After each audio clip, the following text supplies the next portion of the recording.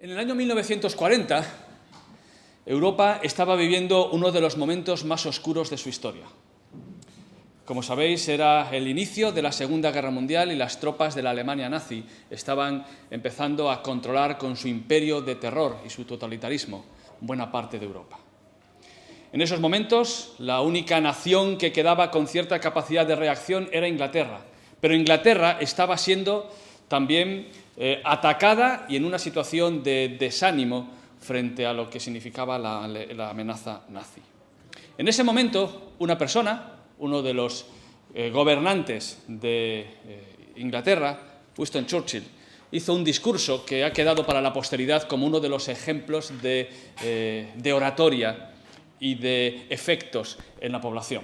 Y es ese discurso cuyo lema, muchos recordaréis, que es el que habla de sangre, sudor y lágrimas, y que invitando a mantenerse firmes y a que costase lo que costase, iban a resistir e iban a vencer. Preguntaréis, ¿cuál es nuestro objetivo?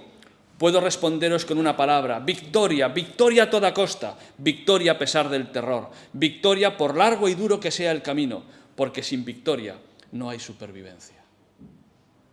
20 años después, otra persona, en Estados Unidos, en medio de las peticiones y el clamor por recuperar o por otorgar los derechos a las minorías que no lo tenían, el predicador bautista Martin Luther King también dio un discurso cuya palabra casi todo el mundo conoce: tengo un sueño. Y era un discurso plagado de alusiones bíblicas y de esperanza en que iba a poder ver un día en el cual hubiese libertad, paz y justicia para todas las personas, sin distinción.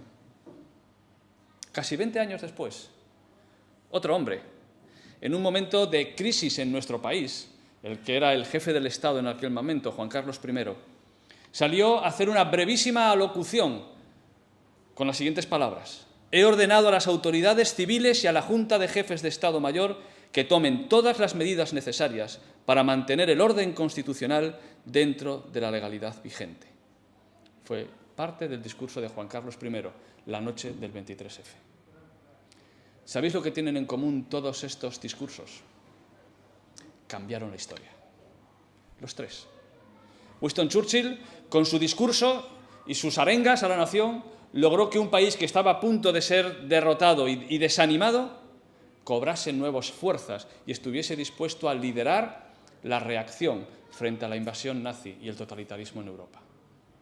El discurso de Martin Luther King logró iniciar o impulsar todo un movimiento de defensa de los derechos civiles cuyos resultados todavía vemos en la actualidad.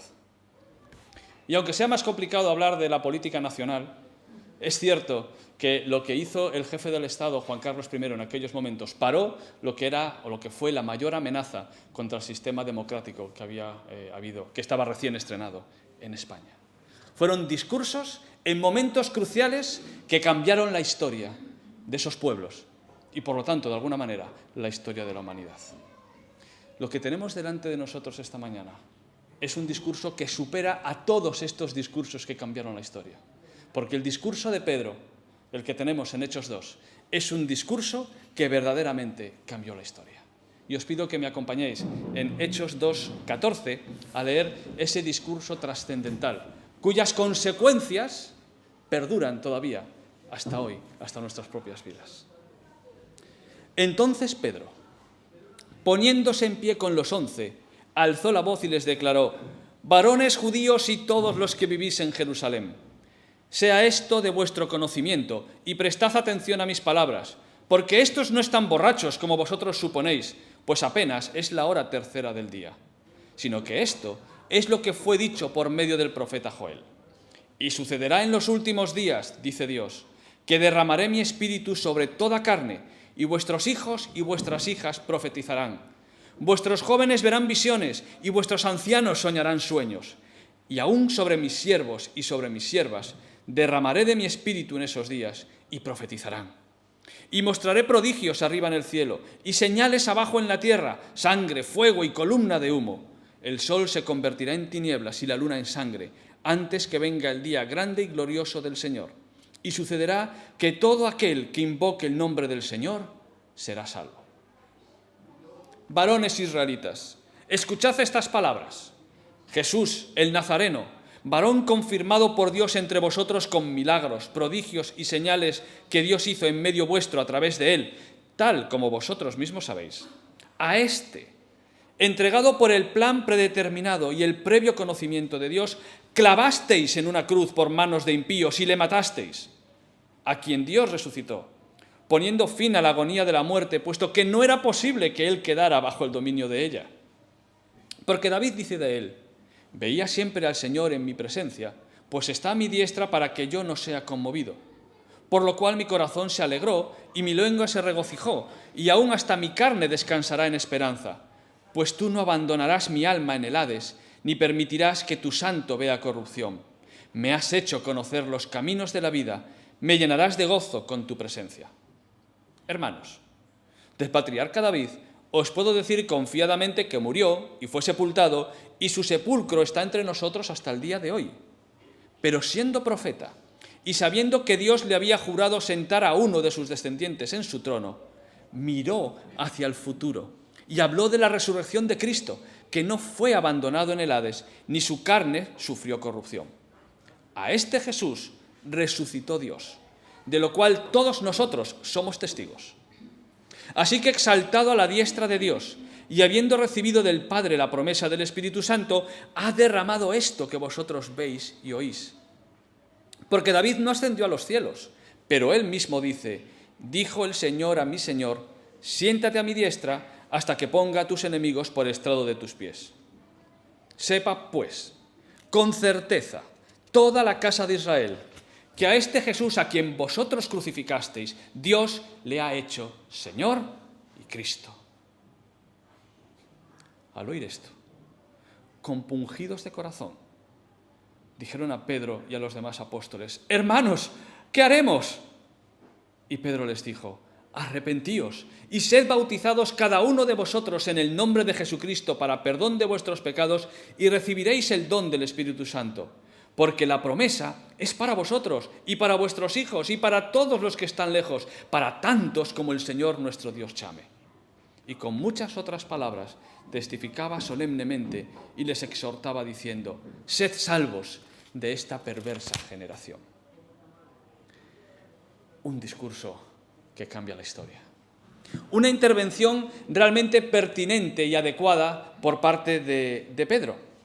Y vemos aquí la valentía de los apóstoles, la valentía de Pedro, pero con él de los demás apóstoles. Y además una valentía que marca un contraste muy claro con lo que había sido su experiencia unas semanas atrás. Y si recordáis el temor con el que estaban tras la muerte de Jesús, escondidos en la casa por miedo de los judíos, esos mismos que hace solo unas semanas atrás estaban temerosos, ahora, ante una situación incluso donde la multitud está asombrada, se ponen en pie y con valentía declaran este mensaje. Desde luego, algo había cambiado ya en sus vidas, como bien sabemos, y ese algo iba a seguir impactando en las vidas de los que estaban a su alrededor. ¿Qué situación más extraordinaria tenían aquí los apóstoles? Qué difícil es captar la atención de la gente para que quiera escuchar un mensaje, ¿verdad? Que la sociedad esté dispuesta a escuchar la palabra de Dios.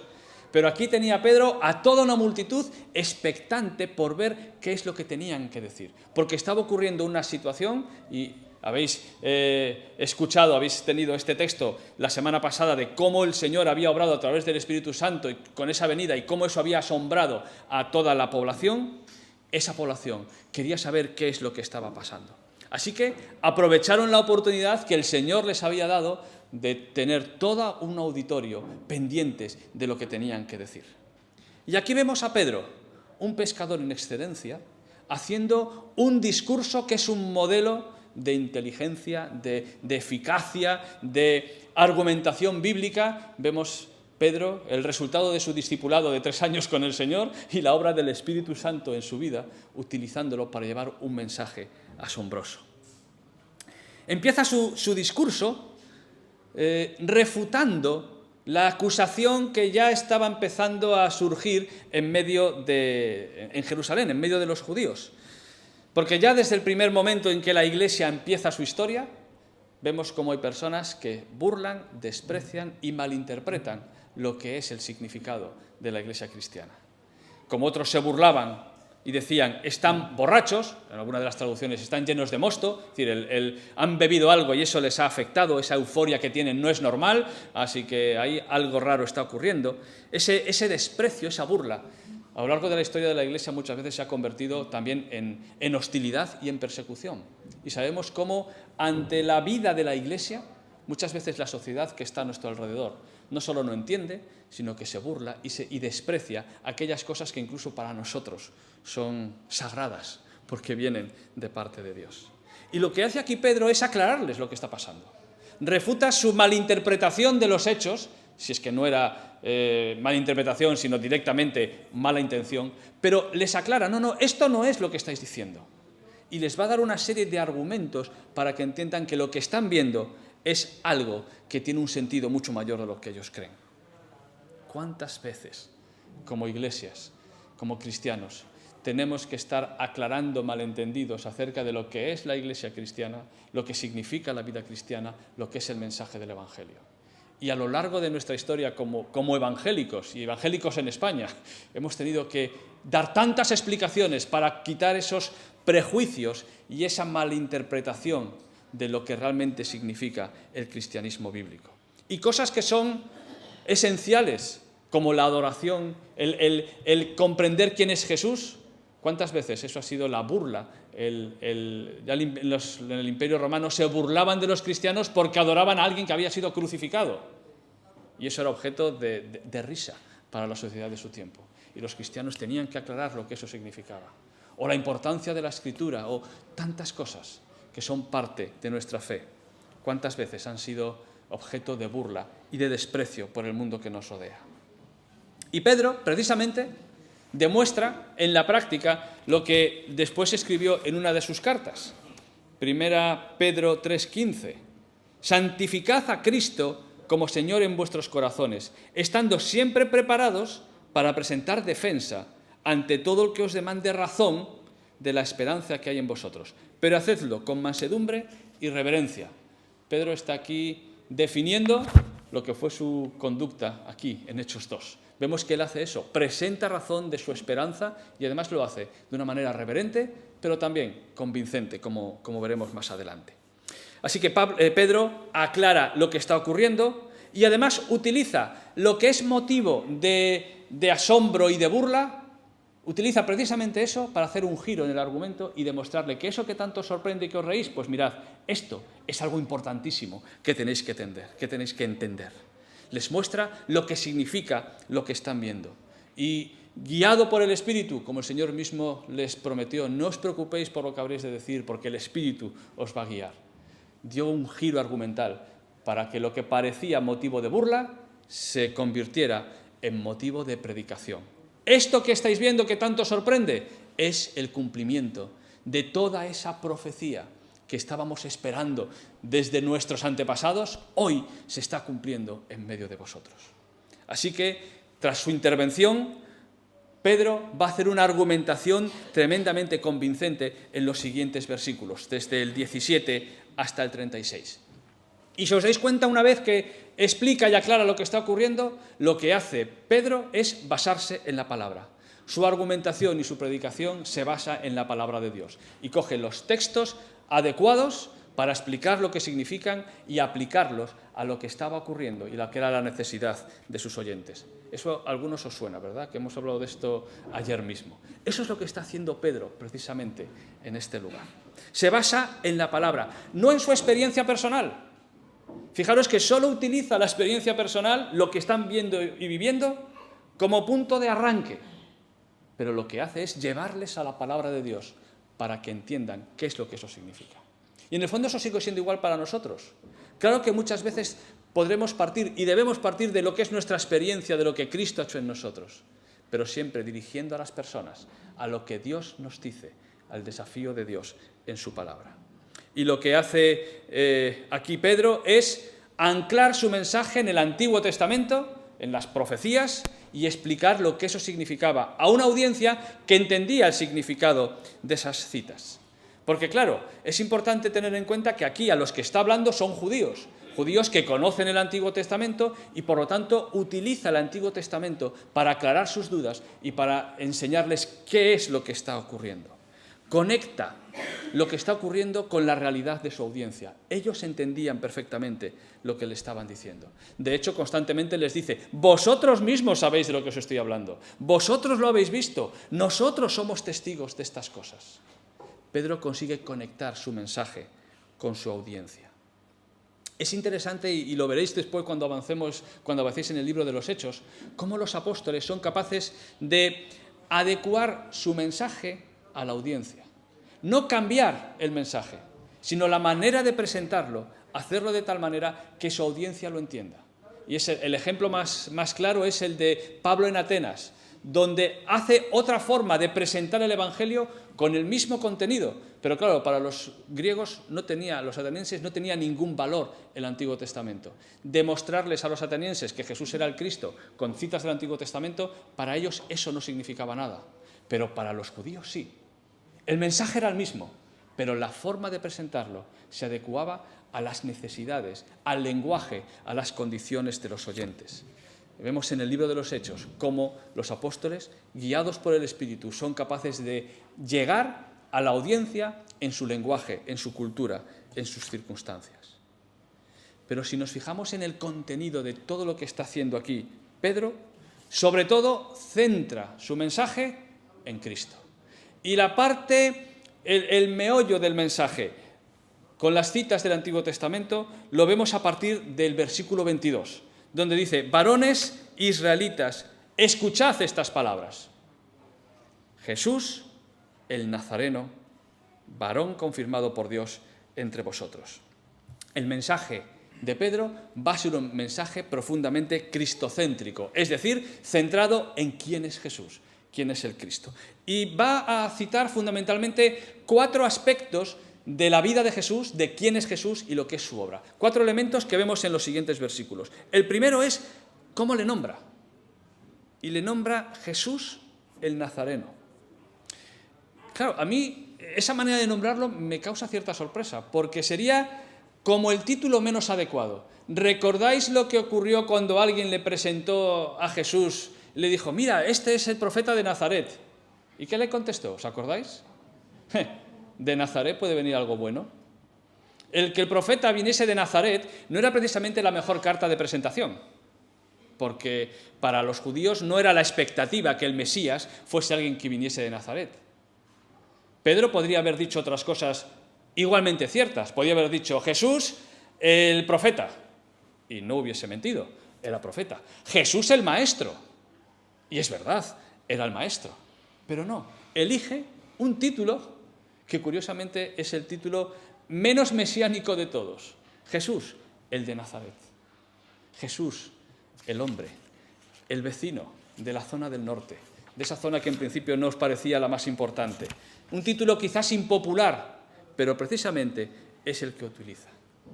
Es el que vosotros no habéis entendido desde el principio. Este es a quien Dios ha elegido. Él es el verdadero Mesías, es el Hijo del Hombre. ¿Y qué es lo que destaca de este Jesús nazareno? Varón confirmado por Dios entre vosotros con milagros, prodigios y señales, que Dios hizo en medio vuestro a través de él, tal como vosotros sabéis. Lo que les está diciendo es que su vida revela quién es. Lo que él ha hecho demuestra lo que él dice que es. Y Dios, a través de él, hizo esas señales, esos milagros, esos portentos, esas obras asombrosas que apuntaban, que estaban indicando, eso señala que yo soy el Mesías. Y vosotros, audiencia, judíos, lo sabéis perfectamente. Lo que Jesús hizo en estos años estaba demostrando, estaba acreditando que él era quien decía ser, que él era el Mesías. Dios lo estaba acreditando como el Mesías. El Evangelio insiste en que Jesús, en su vida terrenal, a través de esas señales, mostró quién verdaderamente era. Y que los que les veían no tenían excusa de que no hubieran entendido quién era. Lo que ocurría es que no lo aceptaban. Y es curioso que incluso en fuentes judías, en fuentes rabínicas, se reconoce la existencia de Jesús, se reconoce los milagros de Jesús, pero se rechaza que vengan de parte de Dios. Y aquí Pedro se lo está diciendo: vosotros sabéis muy bien que este hombre, hizo esas señales, y esas señales apuntan a que Él era el Mesías, pero no habéis querido creer. Jesús, el Nazareno. A este clavasteis en una cruz y le matasteis. Si Pedro se centra en el Jesús, Hijo del Hombre, acreditado como Mesías, aquí nos muestra a Jesús, el crucificado. Y cómo a través de esa crucifixión se cumple el plan de Dios. Era necesario. Cuando vino el cumplimiento del tiempo, Dios envió a su Hijo, nacido de mujer y nacido bajo la ley, dice Pablo en Gálatas 4:4. Era el plan de Dios. Y fijaros cómo en esta frase se sintetiza esos dos elementos tan difíciles para nosotros de reconciliar. Por un lado, lo que ocurrió en la vida de Cristo y lo que ocurrió en la cruz era el plan de Dios y ese plan se iba a cumplir, era su soberanía. Pero por otro lado, las personas que intervinieron eran plenamente libres y responsables. Y en muchos aspectos de la vida cristiana y de la doctrina cristiana tenemos esa tensión entre la soberanía de Dios y la libertad y responsabilidad humana. Y ambas son dos realidades que coexisten en nuestra vida. Y aquí Pedro se lo dice de una manera muy clara. Era el plan de Dios, pero vosotros habéis sido responsables de despreciar y crucificar al Mesías. Y aquí Pedro anuncia lo que es el mensaje esencial del Evangelio. Cristo murió por los pecadores. Y lo anunció Jesús cuando estaba predicando el Evangelio, que era necesario que el Hijo del Hombre muriera, que el Hijo del Hombre había venido a servir y a dar su vida en rescate por todos. La muerte sustitutoria de Cristo es esencial al Evangelio. Y lo dice el Señor en los Evangelios, lo dicen los apóstoles, y a lo largo de todo el Nuevo Testamento se nos insiste que Cristo murió no solo para dar ejemplo de amor, sino para ocupar el lugar que nosotros merecíamos. Es una enseñanza central, el sacrificio sustitutorio y expiatorio de Cristo. Y aquí Pedro no fue nada políticamente correcto. Podía haber dicho, bueno, y allí lo mataron los romanos, y no habría mentido. De hecho, alude a ello. Por manos de inicuos, ¿quiénes? Le matasteis. Está acusando a su audiencia. Vosotros sois responsables de lo que ha pasado con el Mesías. Y eso no ha gustado nunca escuchar a nadie. La acusación, tú eres responsable de la muerte de Cristo.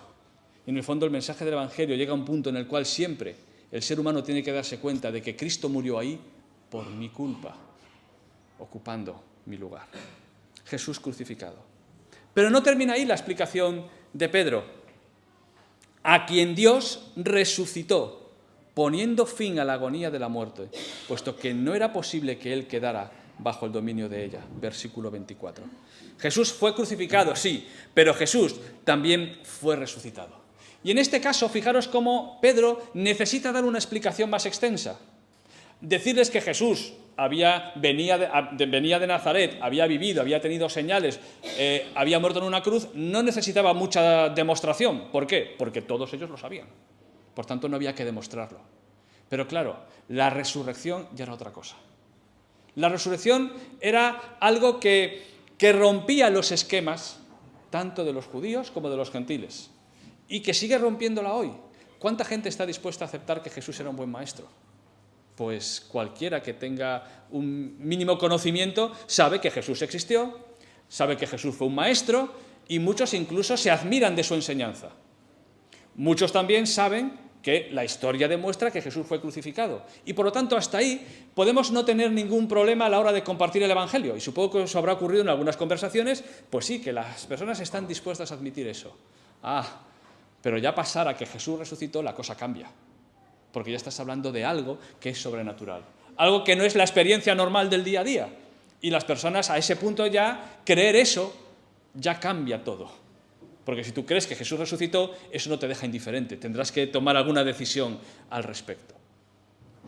Pedro, aquí, les va a argumentar bíblicamente que eso que a ellos les sorprende tanto no es ninguna novedad, no es algo que se han inventado los cristianos, los seguidores de este Mesías, sino que la propia Escritura ya anunciaba que el Mesías iba a morir y también que iba a resucitar. Y por eso hace esas alusiones a ese salmo, a David, y esa explicación de esa cita que tenemos desde el versículo 25 hasta el versículo 28. Así que Pedro les argumenta bíblicamente, mirad, esto no es un invento nuestro. Ya la palabra de Dios anunciaba esa revelación progresiva, anticipaba que el Hijo de David iba a resucitar. Y por lo tanto, esto es lo que ha ocurrido en medio de nosotros. Se han cumplido esas profecías. Esa verdad que os parece inesperada, realmente estaba anticipada. Y Pedro le da aquí una clase de hermenéutica bíblica, siguiendo el ejemplo de Jesús, cuando en ese camino de Emaús fue explicando a los discípulos que le acompañaban lo que realmente significaba la enseñanza del Antiguo Testamento. Y si eso no era suficiente, ¿qué es lo que dice Pedro? Nosotros somos testigos. Esto es lo que hemos visto. No os estamos contando una leyenda, una fábula. Esto ha ocurrido, estaba profetizado, ha ocurrido en medio de vosotros y nosotros somos testigos. Pero no termina ahí. No es solamente Jesús el Nazareno, el crucificado, el resucitado, sino también el glorificado. Así que exaltado a la diestra de Dios y habiendo recibido del Padre la promesa del Espíritu Santo, ha derramado esto que veis y oís. Pedro anuncia el triunfo definitivo, porque exaltar a alguien a la diestra significa que comparte el poder, es el símbolo de la victoria definitiva. Este hombre que habéis despreciado, él está ahora sentado a la diestra de Dios. Él es el Señor. Él tiene ahora todo el poder y toda la autoridad. Su vida ha demostrado quién era y Dios lo ha reivindicado resucitándole y glorificándole. Y esta cita es precisamente la cita del Antiguo Testamento que más veces se repite en el Nuevo. Siéntate a mi diestra hasta que ponga a tus enemigos por estrado de mis pies. Porque es la vindicación de que Cristo es el único mediador, es el Señor, es el Salvador del mundo y es el que un día volverá para reinar sobre sus enemigos, para instaurar su reino de justicia. Es el glorificado. Y la consecuencia de este poder de Cristo no es simplemente una expresión bonita. Jesús está exaltado y glorificado en el cielo. ¡Qué bien! No. Es que eso tiene consecuencias prácticas. Como tiene todo el poder, Él ha derramado su Espíritu. Como Él está a la diestra de Dios, Él va a seguir obrando en la historia de los hombres y envía su Espíritu Santo para que ese mensaje del Evangelio pueda extenderse por todas las naciones. Por eso estáis viendo y oyendo este milagro de la venida del Espíritu en medio de vosotros. La argumentación de Pedro es convincente, pero además llega de una manera directa al corazón de la audiencia. Fijaros que ya hemos mencionado cómo constantemente les está tocando donde les duele, que vosotros lo habéis visto, que vosotros lo habéis entregado, que vosotros sabéis todo esto, que la Biblia lo dice. Les está haciendo recapacitar acerca de cuál es su responsabilidad.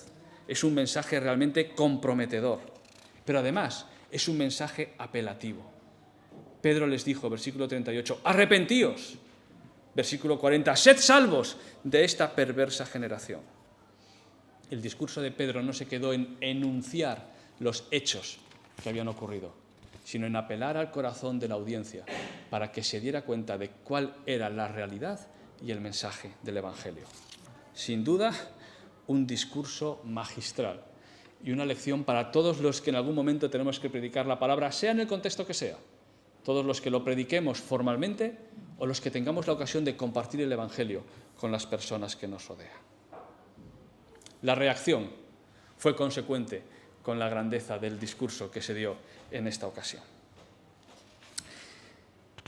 Hace no demasiado tiempo, seguramente recordaréis, los que manejáis ordenadores, la difusión de un virus que entraba en los ordenadores y te pedía un rescate. Se hacía con todos tus archivos y si querías recuperar los archivos te daban un número de cuenta y tenías que enviar un dinero y supuestamente se te devolverían los archivos. Los que manejáis ordenadores sabéis lo que significa que entre un virus y se cargue todos los archivos que tienes, el trabajo, o que entre en una empresa y que puede arruinar el trabajo de años de una empresa y realmente fastidiar las cosas. En mi trabajo yo soy el responsable de informática. No porque sepa mucho, sino porque sé más que otros. Entonces me ha tocado ser el que se encarga de la parte de informática. Y, por tanto, yo soy el que les enseña a los demás, tened cuidado con los virus, si algo no funciona me llaman a mí, en fin, intento que las cosas más o menos funcionen. En un día aciago, yo estaba esperando la llegada de un paquete de correos en mi casa. Y, como estábamos trabajando, en casa no había nadie.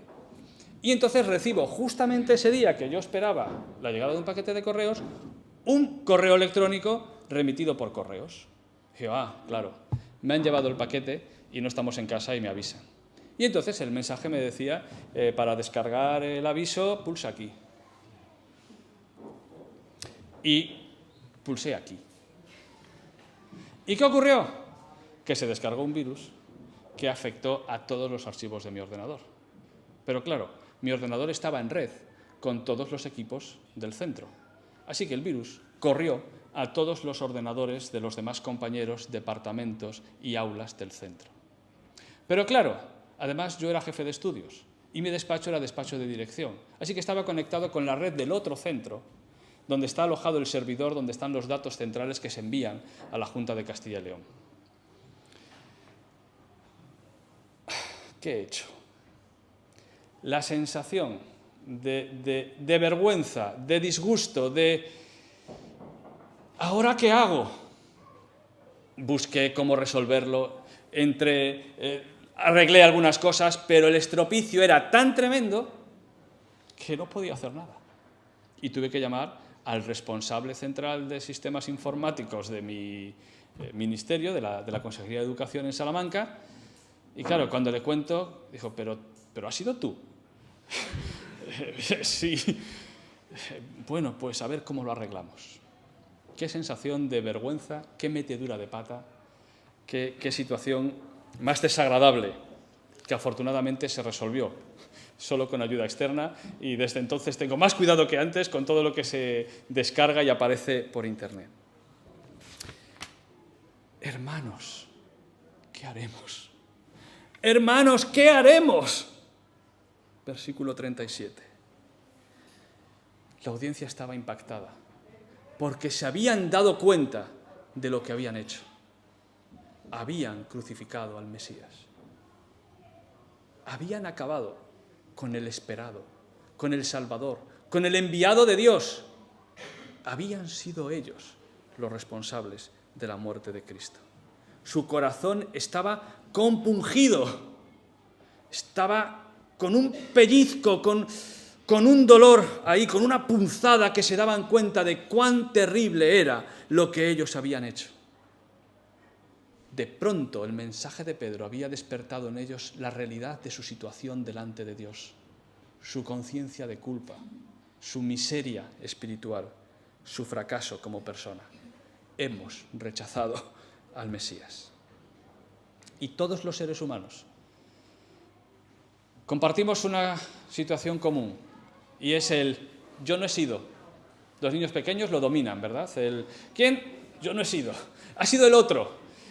Lo de que nosotros seamos responsables es algo que no nos suele gustar demasiado.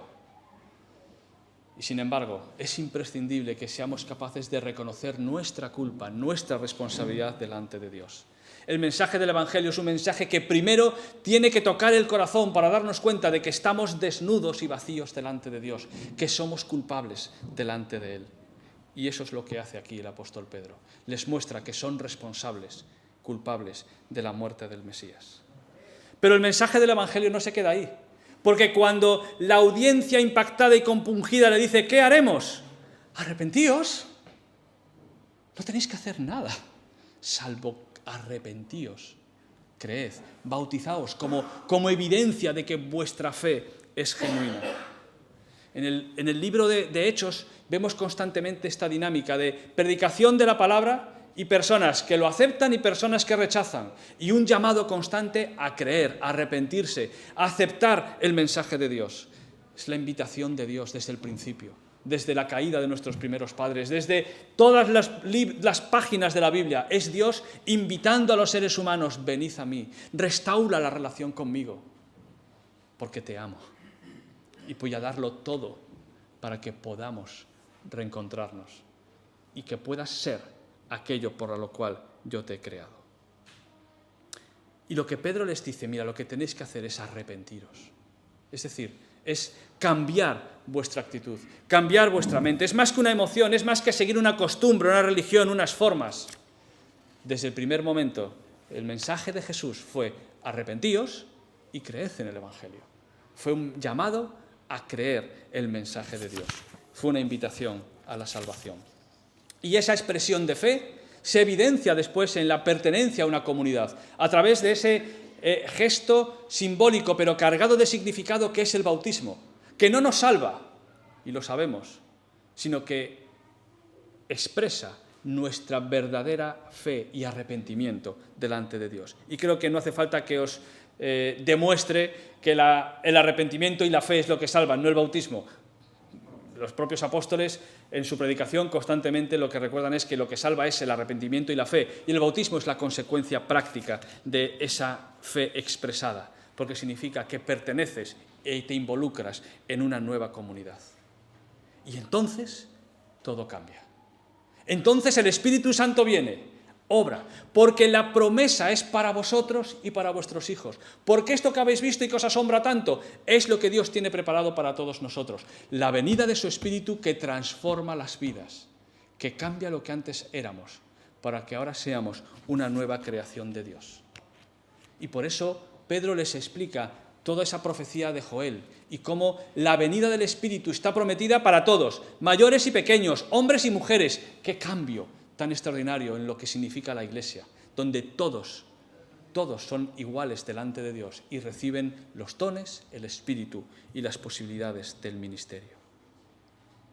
Fue un momento histórico, fue la inauguración de la Iglesia, fue ese primer discurso en el cual se abre la puerta a la entrada al reino de Dios de todos aquellos que crean al Evangelio. Es la invitación a la regeneración, a encontrarse con Cristo. Y no sabéis si os habéis fijado que ahí está nuestro nombre. ¿Lo habéis leído? No, mirad, versículo 39, acompañadme. La promesa es para vosotros, para vuestros hijos, para todos los que están lejos, para tantos como el Señor nuestro Dios llame. ¿Sois llamados? ¿Os ha llamado el Señor? Sí, ¿verdad? Ahí está nuestro nombre. Este mensaje, esta promesa, también ha sido para nosotros.